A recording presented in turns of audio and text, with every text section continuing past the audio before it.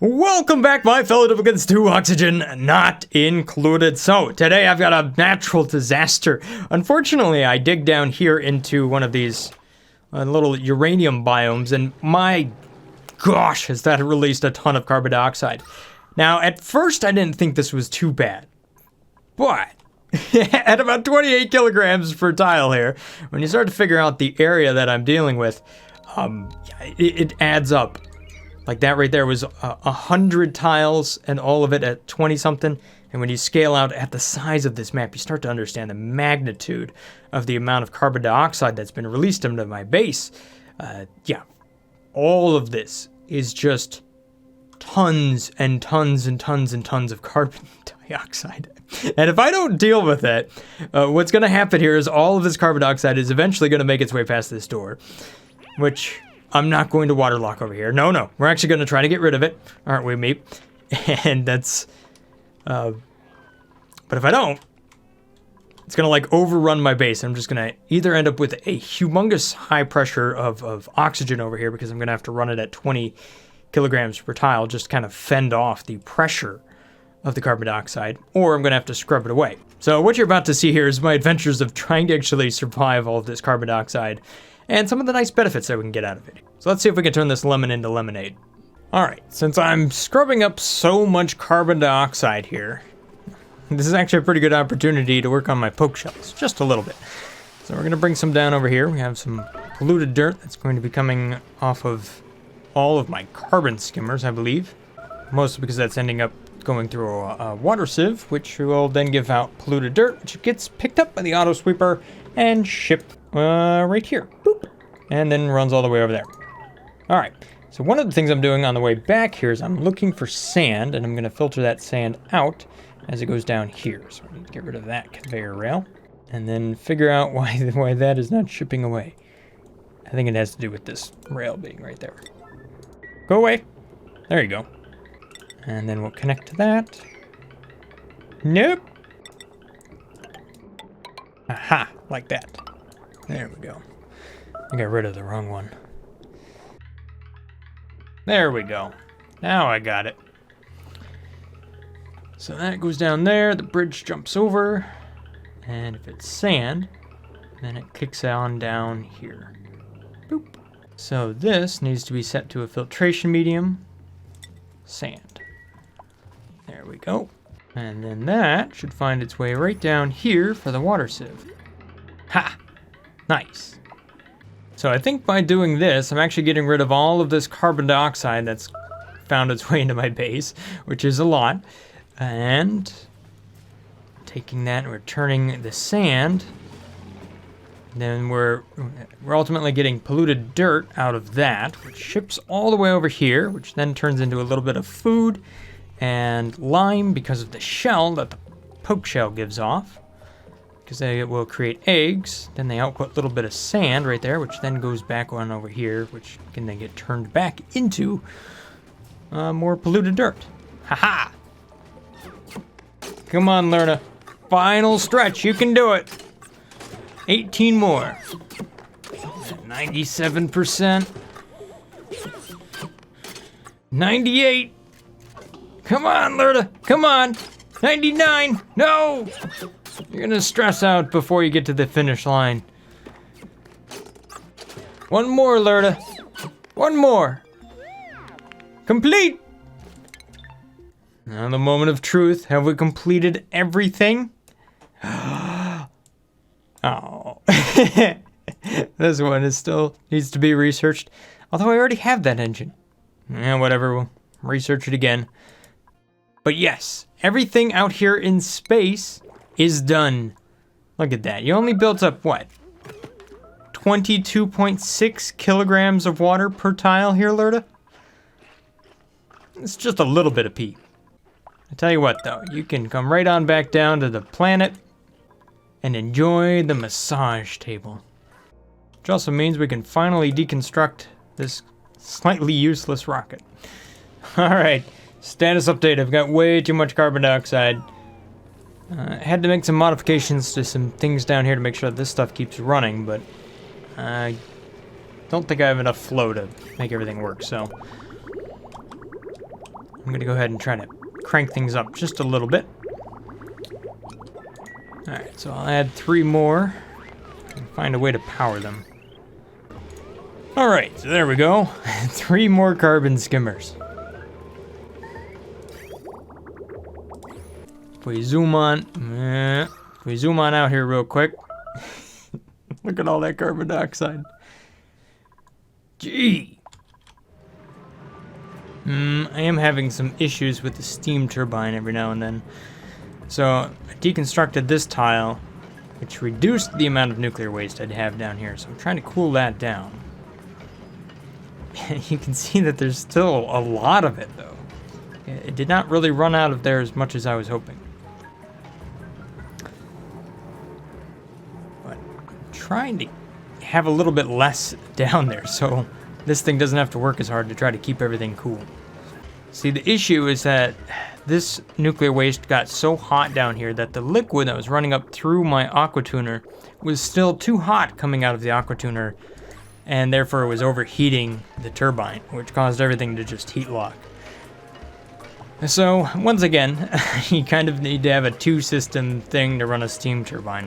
One aqua tuner to keep the turbine cool, the other one to cool whatever it is you're trying to cool. It would be nice if we had a second way of deleting some, decent amount of heat that you could build, mind you. Not just, this thing down here.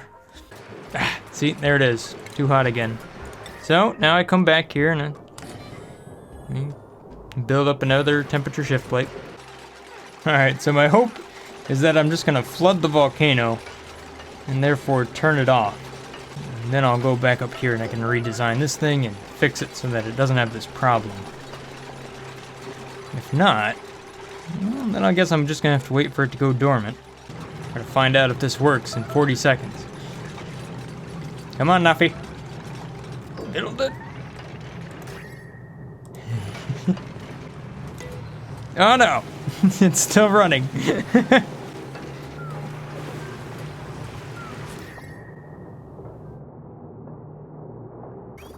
At least the fluid is now nice and cool. So, I might actually possibly keep up with the volcano now. Maybe. So long as I sweep that aluminum out of there as quickly as possible. If I let it sit down here for too long, too much heat's going to find its way into here. Looked like that worked a whole lot better than trying to cool down the steam turbine. Ha! Alright, good. Alright, so as you can see here, I still have an issue with carbon dioxide. It's been running for about 2 hours now. Just trying to get rid of this stuff. And it's not really going fast at all. So I'm going to need another plan here. One way I know of to get rid of gas quickly is to make a fart eater. So I made this thing a while back in a video series where I had dupes that were modded and they would let off natural gas. Kilograms and kilograms per fart. So it was like ton of stuff. So I need to get gas out of there very, very quickly. How I did it is I used 3 doors just like this. And what you can do with 3 doors just like this is you can set them up to run on an automation signal where they'll bring in the gas and the doors will close and it will destroy the gas that is inside there. So we'll do this, buffer, filter, buffer, not. And then an AND gate to set it all off with a little switch right on top. Now, since we have some power nearby, we can actually go ahead and power these, make them run even faster. So that should allow us to get rid of a lot of gas very, very quickly. So here we go. Hey, where did you go and find this super hot iron? Oops, 700 degrees Celsius. Alright, so here we can see it working. But I need to go in here and actually need to change the sequence so that it runs a little bit faster. We can actually do this in 1 second. So I go down here, hit that 1, 1, 1. Yeah, there we go.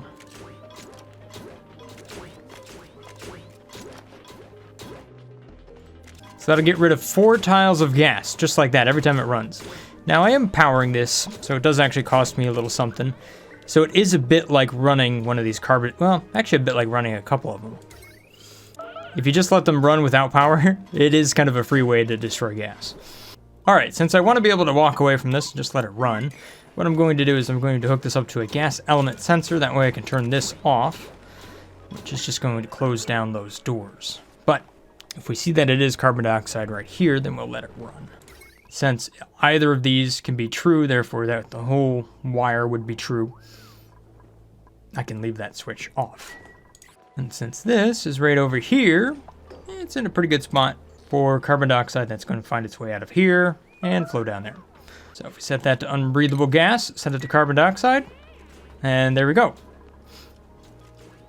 Now let's just give it some time and see how much we can destroy. All right, so in a hope to actually get rid of some of this carbon dioxide, another thing I did is open it up to space on the right side, thinking that, clearly if we have a 4-tile gap just flowing out into the vacuum of space, it ought to suck this thing down fairly quickly. One of the other things I'm doing here is I'm actually just changing how I record this game series. You can see just how long it takes to play Oxygen Not Included now. So I'm setting this up on a secondary computer so I can actually just hit record, every hour, hour and a half, just kind of show you what I'm planning and then come back, another hour later to see what's happened. That way I'm also not tying up my computer because, quite frankly, I need it for like work and stuff. So that, and I want to record some other games, and having another game running in the background while I'm trying to do all this doesn't really work. So I'm trying to keep this series alive. There's things that I wanted to do, but all of them are big and all of them take several hours. So slightly different format. Hopefully it works out though. All right, so after about 3 hours or so, I've managed to get rid of most of the carbon dioxide within the base here. There's still a bit of it lingering around though, so I'm going to keep this stuff running. Surprisingly enough, there's still like 17 kilograms per tile right here, and that only increases in certain areas over here. It shows you just how much carbon dioxide there was in this little biome right down here. Just ridiculous amount. Plus, we do have this the geyser up here. Look at that. That's over 50 kilograms per tile right there. This thing has been venting into space for well over an hour now. And I mean, look at how much is moving through there. But it's just an insane amount of gas over here. Jeez. And then awkwardly enough, for some odd reason, there's just very little of it right down here. Huh. So weird. Another project that I've been working on down here is actually putting in some large cargo gas containers, just to kind of see how this works right here. It was recommended in the comments that I give it a try, so I figured, hey, why not? Let's try it. So I'm going to crank this up real quick here, just try to see how much gas I can kind of store in here and how reasonable that is. So what I'm trying to do here is actually just take the natural gas environment over here, which I have down here at about 5 kilograms per tile, and then take the rest of it and put it inside of these humongous canisters here, because that should contain more than what you should be able to get out of something like a gas reservoir. Although getting the gas in and out of these rocket modules might be a little bit more difficult. Working on getting the transit tube up and running in this area. That definitely looks a little bit weird, but it's all right. And what I'm going to do right on over here, this is actually going to be where I put in fertilizer and whatnot. So the dupes can come down here, they can actually run the fertilizer system, and then come on over here. Well, they won't really have a reason to come on over here. This is where I'm just going to store up the natural gas. So let's go ahead and get this built up real quick. I think the first thing I need to do here is make sure that I'm able to load and unload these rocket platforms. So for that, since I've already done the research on this, I can go over here to the gas port loader, which is a little bit different. We have loaders and unloaders now, depending on, what version of the game you're familiar with. Now, there we go. So that would be a port loader, and then I'll have a port unloader right there. And I'll do the opposite right on over here. And you can see right here, wow, look at how much that can store. 11 tons of gas. So yeah, that's a big step up from the, 200? No, 150 kilograms you can get there. So, huge. And you can choose what type of gas you put inside of here, which means we could actually use rockets and possibly filter the type of gas that it stores? Huh. Okay. Interesting. That might be something we can do there. I was kind of hoping to get this pipe up and running so that my dupes can travel down here quickly. Come on, dupes. Build it up, please. I'm just going to go ahead and say all right now. Go ahead and do that. Copy settings. Haha. Cool. This stuff is kind of expensive. It costs 1,000 steel, so something to keep in mind. Rather than run that gas pipe right there, what I'm going to do is take both of these, and then I'll feed that to the input. Good, I left myself just enough space for everything here. Ha! However, one thing I did not do is rewire this completely yet. I need to do that so that I can actually use the transit tube system. Now, I am going to need some power down here because the loaders and unloaders do cost a little bit of power. So, for the extra space, it does, you know, it's not free. Although, you can see that it is much more space efficient, which is kind of funny considering the last thing I need to worry about here is space. I've got so much of it, I can't even vent it. Ah well, this is what it is. Alright, so while my dupes are building that down there, all the way at the top of my base, you can see that I've been building up some rockets. So these are all running off of Radbolt engines at this point. I figure I might as well just kind of stick to one thing for now. Although we will need a little bit more range once we actually get out there a little bit further, but these are pretty darn good. But you can see what I'm doing here. We got spacefarer modules, a large cargo bay. This will allow me to go out there and kind of drill up that one resource right here, which is nice. Not that I really need a bunch of that stuff, but hey, might as well just get myself set up to do it. Probably the more important one is this one over here, so we can go out there and actually scan space and see further out to wherever we need to go. Then we have one with a large cargo tank. I can reconfigure that one as well. But yeah, anyhow, building up the rockets. Another thing I'm working on is this over here. This is the thermal nullifier. You can see the area, the heat around this isn't too bad. We're at 60 degrees Celsius. The airflow tiles has actually worked pretty good for kind of maintaining an air channel between here and there. Although I do need to start to suck some of this out. Oh, hey, look, it's already working. So we're loading natural gas. Oh gosh, is it gonna... That's not gonna be so great for the frame rate. Getting a little pop-up text like that every time might not be the best thing. Oh, look at this! I can actually deliver to both of these rockets side by side like that. I didn't know you could do that. Oh, that's cool. Goodbye. Well, that changes plans. Haha. Either I never tried that or that's new. So what that means is I could really stack these rockets a lot closer to each other if I wanted to do something like that. Ah, okay, so here's what's up. This thing is trying to load polluted oxygen, but I don't have any of these set up for polluted oxygen. But I could set that one up for polluted. Huh.